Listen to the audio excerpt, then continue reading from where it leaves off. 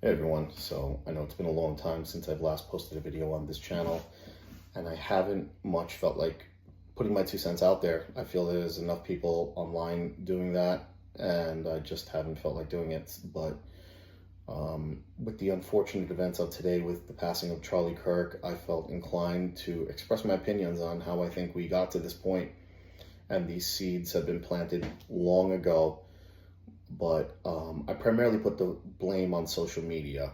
While in the beginning of all these platforms coming out, Facebook, Twitter, Reddit, all these things, they started off good because people were able to talk to each other, relay information. They have become a cesspool of bad ideas, and it has allowed people who are mentally unhinged to foster an environment of violence. And what I mean by that is they've allowed the moderators of these platforms have allowed the certain people, not everyone, have allowed certain people to say the most violent things because they disagree with what somebody has to say. And the end result is what we had today. Someone shot and killed Charlie Kirk because he was good at what he did. He relayed a message, and he relayed it peacefully, and he got through to a lot of young people. And there's an old saying that says, if you rip out a man's tongue, you're not proving yourself right.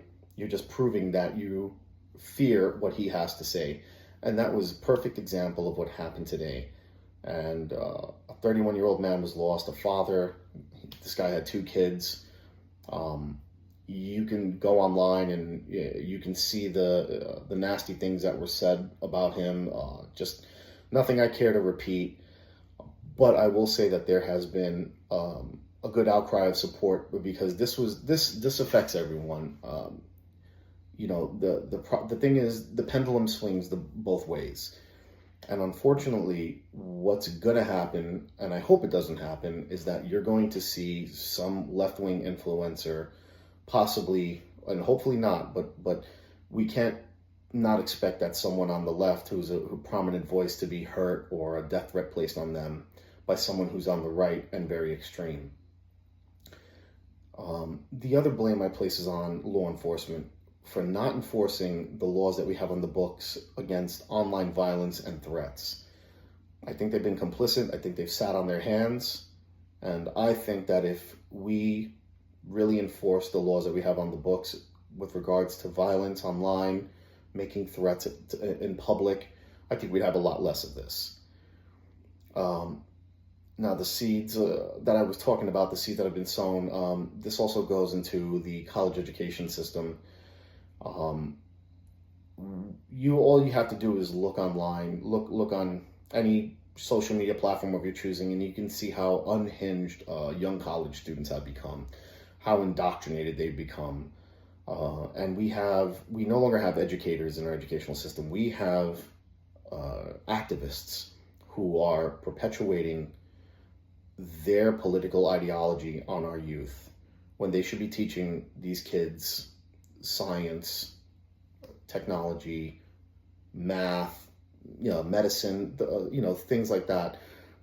We shouldn't be teaching them what to think and how to think. We should be teaching them how to be productive members of society. And unfortunately, this is also intruding its way into the younger grades, grade school, kindergarten. I'm not going to get into too many specifics, but I think that's what's led up to the state of public discourse in this country. I think we are at a powder keg. I thought things were bad when there was an assassination attempt on Donald Trump. I thought that things were going to blow up then, but I'm grateful that they haven't, but something bad's going to come out of this, and I really hope it doesn't.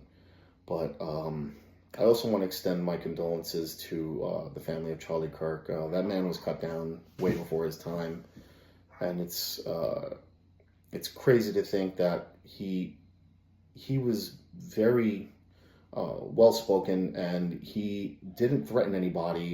To my knowledge, I've never seen him say anything violent or perpetuate violence towards anybody. I believe he generally wanted just to talk to people and just, even if you had a difference of opinion, at least get your point across, because that's the way we're supposed to be in this country. We're not supposed to be attacking each other shooting each other, killing each other because we have a difference of opinion. And I understand things can get heated, and that's fine, but we shouldn't be living in a society where we're afraid to speak our mind. We shouldn't have to live with the fear of having our information doxxed or being calling X, Y, and Z, whatever. I just think it's a sad state of affairs. I think everybody just needs to calm down. And I think that social media companies have a responsibility to clamp down on people who are threatening violence. We sure as hell didn't see them restrain themselves when people had certain opinions on putting chemicals into your body or what type of gender you are. You would say the wrong thing against the grain and they had no problem Xing your account. Well, you know, I think maybe a legitimate thing like people putting out death threats and stirring up division and fostering an environment of violence, I think they need to really do that. And I think law enforcement should check in on these things. Now, I'm not calling for censorship. The only thing that I blame is the social media companies allowing people to just be violent, to dox people, to threaten people.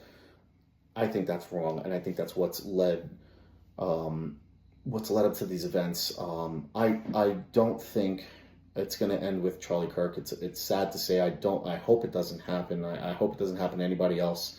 I don't want to see anybody else hurt for their opinions, no matter if I disagree with them or agree with them or whatever.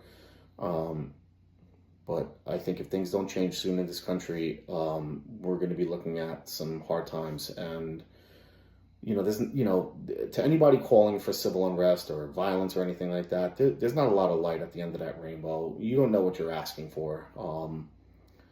It's often the people who've never experienced violence that ask for it. But when it happens to them, they ask, oh, how could this happen to me? So, again, I want to express my condolences to Charlie Kirk and his family and just tell everybody, just be cool. Just, let's tone it down a little bit. But anyway, thanks for watching. And maybe I'll post another video sometime, who knows. But again, thanks for watching.